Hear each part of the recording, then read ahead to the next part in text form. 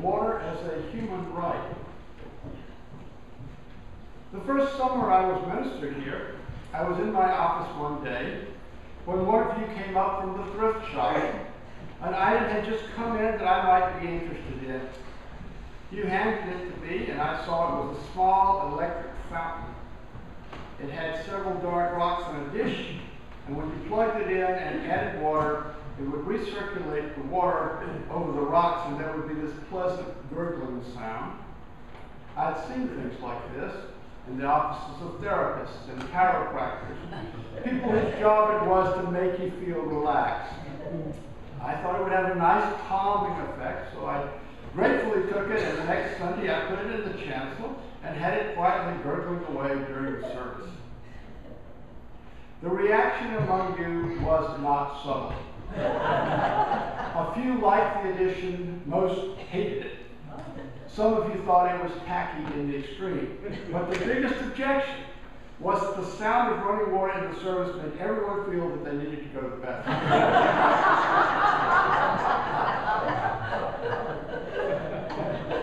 Water is intimately connected to our bodies. And that is not surprising, for we are told that chemically our bodies are 97% the composition of seawater. Deep answers to deep.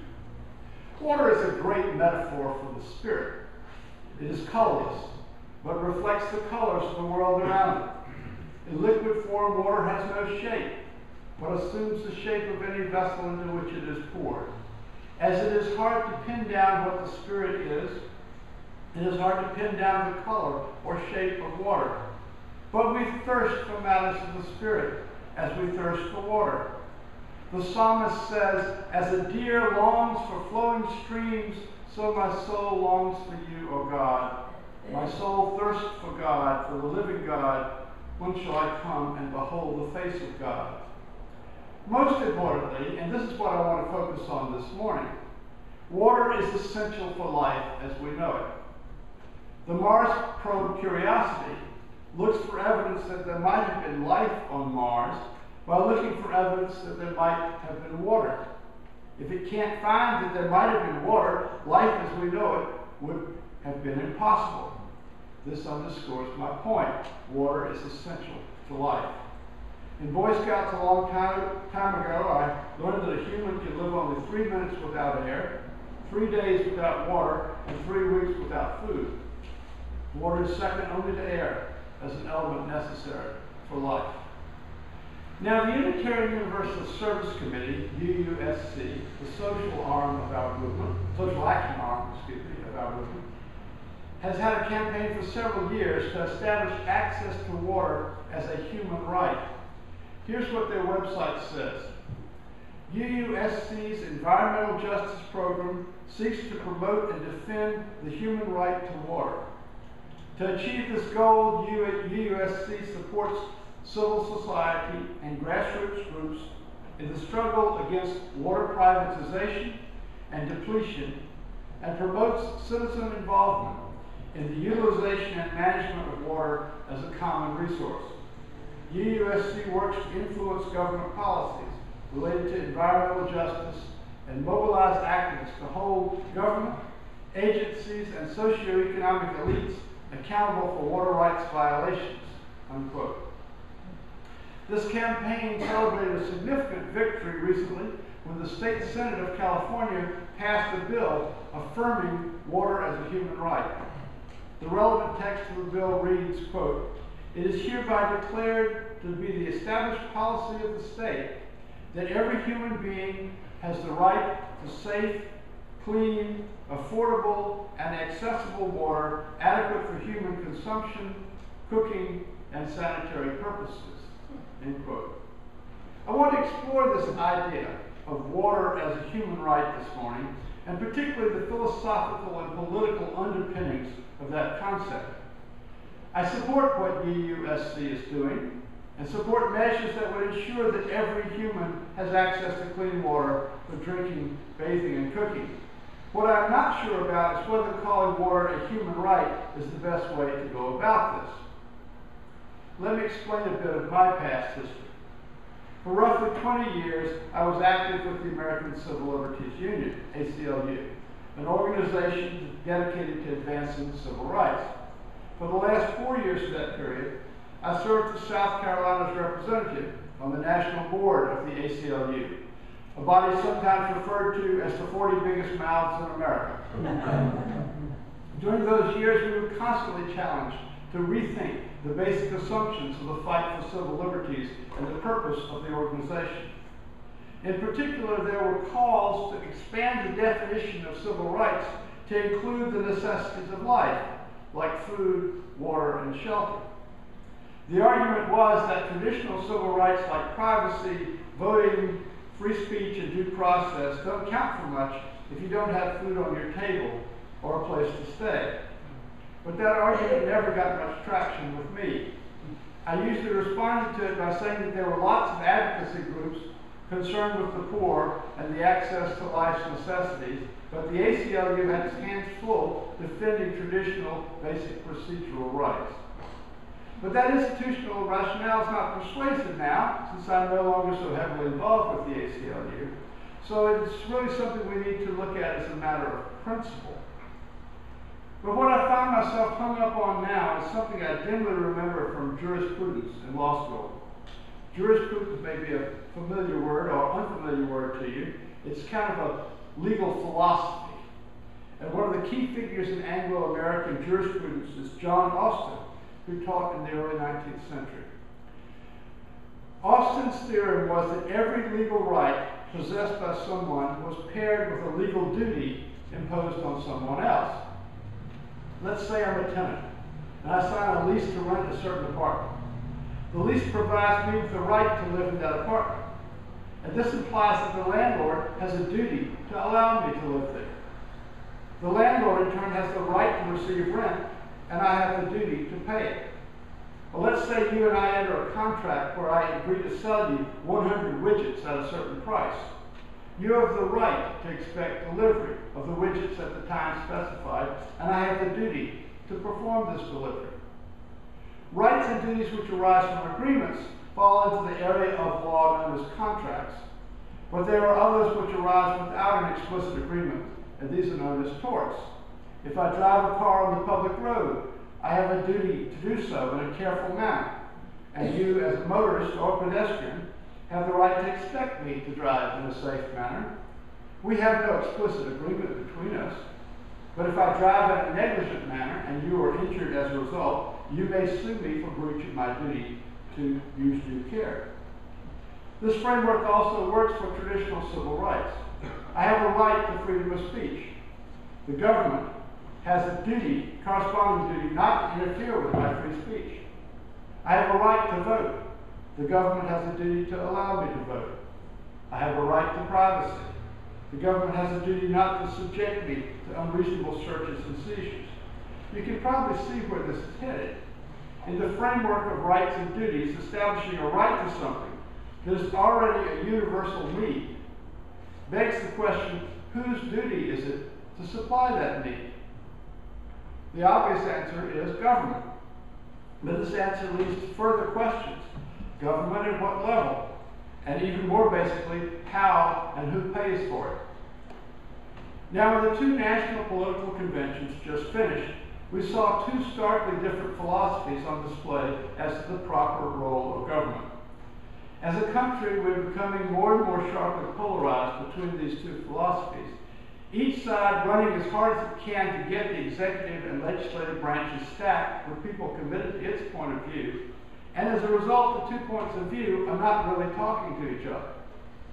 What would be helpful is a recognition that government can't do everything, but government can do some things better than private enterprise, and a practical discussion of what circumstances make for an effective government handling of what issues.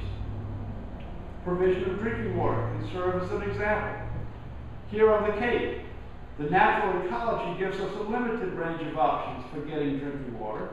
We're surrounded by salt water, but desalinization on a massive scale is not very cost effective.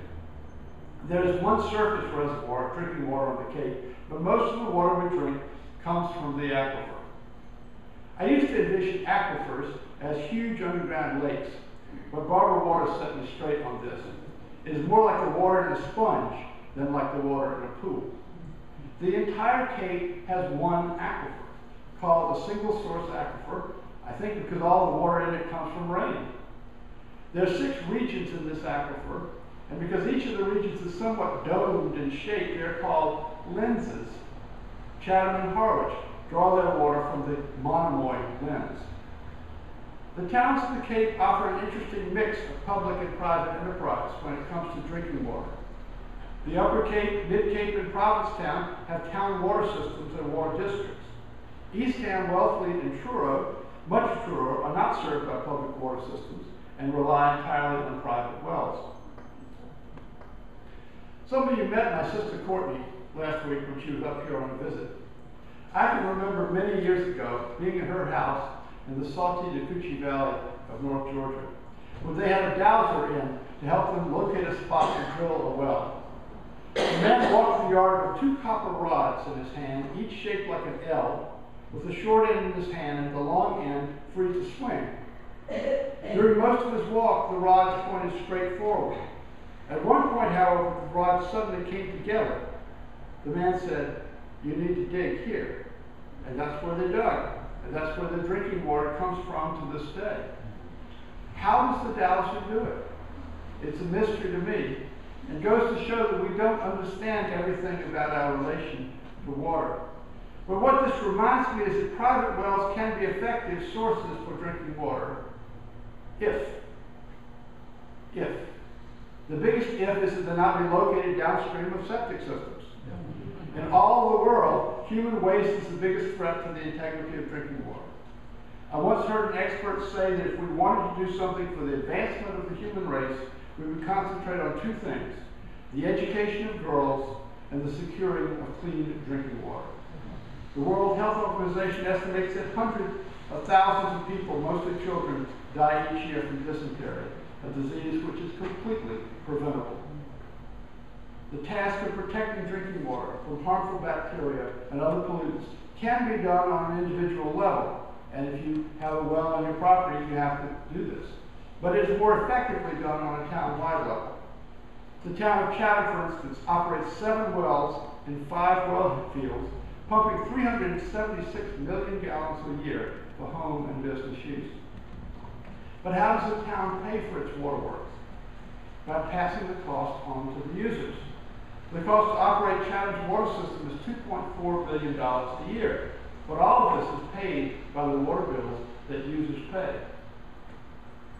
I can remember the early 1980s when bottled water first hit the U.S. market. One wag I knew said, "Why drink water for free when you can pay for it?" But it's kind of a false dichotomy, because if you are on town water, you're paying for the water coming out of the tap. But you're paying a lot less per ounce than you pay for the bottle of Poland Springs that you just bought at the convenience store. Let's get back to the question of water as a human right. I can support that California Senate resolution because it doesn't undertake to say how the water is going to be supplied and who is going to pay for it. It states as a policy that water for drinking is a high priority, thus elevating the use of water for drinking over industrial, agricultural, aesthetic, and recreational uses of water. We shouldn't be using a lot of water to keep our lawns green, if that means that there are others who can't get what they need to drink. But as to the economics, it only says that the water must be affordable. Not free, affordable. There's a lot of wiggle room in that term affordable, because what is affordable to the poorest resident of California may not be affordable to the poorest resident of India. What has happened in much of the third world is that local governments have not had the money to create or maintain their own water systems, and have turned to private enterprise, which then moves in to operate the municipal water system and charges large fees that the poor of the village cannot afford. The privatization of access to water is the main motive force behind the Service Committee's push for water as a human right. Ultimately, seeing water as a human right invokes the idea of water as one of society's common resources. The Native Americans who inhabited this land before the coming of the Europeans generally held that all of nature was a common resource to all. And the idea of a human right to water points us back to that.